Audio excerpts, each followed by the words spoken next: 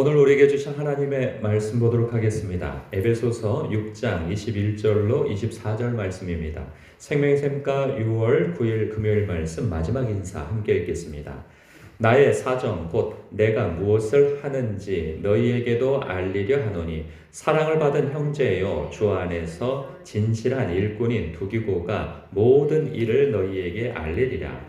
우리 사정을 알리고 또 너희 마음을 위로하기 위하여 내가 특별히 그를 너희에게 보내었노라.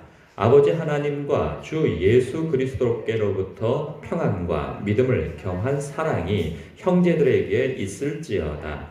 우리 주 예수 그리스도를 변함없이 사랑하는 모든 자에게 은혜가 있을지어다. 아멘. 어느새 에베소서 이 묵상이 그 마지막 인사에 다다랐어요. 이 성도들을 향한 이 축도로 맞춰지는데요. 이 끝인사를 주목하고 싶습니다. 그 23절을 보면요. 아버지 하나님과 주 예수 그리스도께로부터 평안과 믿음을 겸한 사랑이 형제들에게 있을지어다 라고 이렇게 축복을 합니다. 평안, 믿음, 사랑 이 모든 것은요. 성도들에게 꼭 필요한 덕목이 아닐 수 없어요. 없어서는 안 될 감정이고 그리고 태도이고 삶이죠. 신실한 성도라면 누구나가 이 세상을 살아가면서 어떤 상황에서도 흔들리지 않는 평안 그리고 주님을 향한 믿음 이걸 갖고 싶어 합니다. 역시나 이 하나님과 이웃을 향한 변함없는 사랑의 삶을 살고 싶어 하기도 하죠. 그런데 이것은요 다 우리의 의지와 노력에 달려있는 것이 아니에요.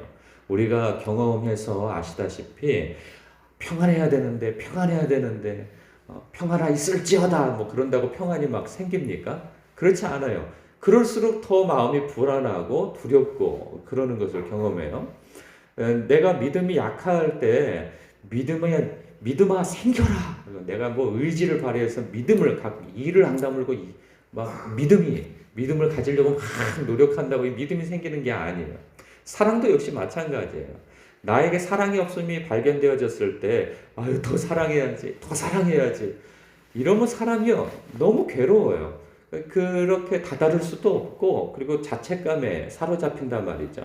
그러면 이 자책감 속에서 평안과 믿음과 사랑이 생겨날 수가 없습니다. 그러니까 자신을 더 괴롭힐 뿐인 것이죠. 이것은 어느 때 내가 의지를 발휘하면 이 생겨나는 것 같지만 조금 있으면 또 미끄러져 버려요. 그러니까 마치 살얼음이 살짝 덮인 무슨 암벽을 야트막해서 내가 올라갈 수 있을 것 같아 라고 해서 손을 뻗어가지고 이렇게 올라가서 간신히 몇 발자국 위로 이렇게 올라가면 어느새 한번 찍 미끄러져가지고 밑으로 다시 넘어지고 떨어지고 그러다가 다시 의지를 발휘해가지고 손을 뻗어서 엉금엉금 기어서 올라가서 거의 다다를 것 같은데 다시 찍 미끄러가지고 원점으로 돌아가고 마치 그런 것 같은 느낌을 받을 때가 많아요. 그렇다면 어떻게 해야 우리에게 이 믿음과 사랑과 이 변하지 않는 마음의 평강이 우리에게 있을 것인가? 이것에 대해서 분명하게 힌트를 주고 있어요. 이 축복 속에서. 이게 어디로부터 오느냐라는 거예요. 어디로부터 보면 아버지 하나님과 주 예수 그리스도께로부터 온다는 거예요. 이것이. 그러니까 은혜인 거죠. 은혜. 그래서 24절을 보면요. 이것이 은혜임을 이야기해 주고 있어요. 이 은혜가 너희에게 있을지어다. 그런데 은혜라는 게 뭡니까? 이것은 여기에서 이런 거죠. 하나님께서 거저 주시는 거라는 거예요. 거저 주시는 거. 그런데 이 거저 주심이 사실 우리 모든 성도들에게 이미 있어요. 하나님께서는 당신의 택한 성도들 그리고 자녀들에게 당신의 백성들에게 평강 주시기를 원하시고 지키시기를 원하시고 믿음 주시기 원하시고 복 주시기 원하시고 그리고 사랑 주시기를 원하시는 하나님이세요. 그렇다면 하나님께서는 이미 우리에게 주시기를 원하시고 또는 이미 주셨단 말이죠. 문제는 우리가 이것을 어떻게 느끼고 소유하고 간직하며 살아갈 것이냐라는 거예요. 이것에 대한 결정적인 힌트가 24절에 이 축복 속에 담겨져 있음을 봐요. 어떻게 해야 이 은혜가 우리에게 주어진다고요? 누릴 수 있다고요? 우리 주 예수 그리스도를 변함없이 사랑하는 모든 자에게 주어진 은혜라는 거예요. 평강과 믿음과 사랑이 말이죠.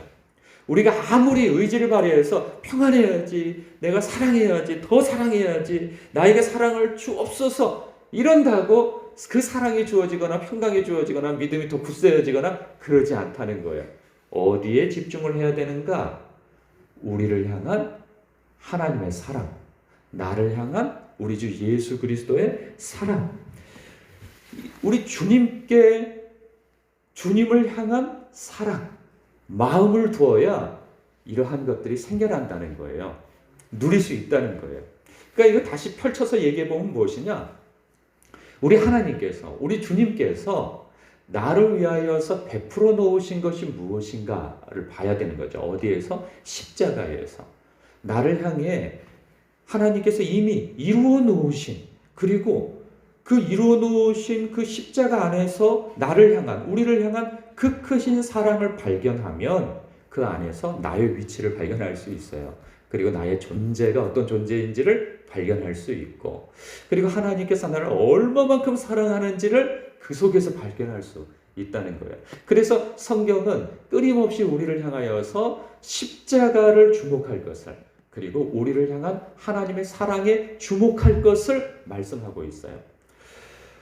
에베소서 내내 우리에게 우리가 예수 그리스도 안에서 얻게 되어진 그 위치가 무엇이고 신분이 무엇이며 그렇게 해서 주어진 영광이 무엇인지를, 그리고 우리가 거룩을 위해서 어떻게 살아가야 할 것인지는 어디에서 발견되는가? 우리를 향한 하나님의 그 크신 사랑, 우리에게 베푸신 그 하나님의 은혜, 사랑, 이것을 발견할 때, 아, 내가 얼마나 사랑받는 존재인가?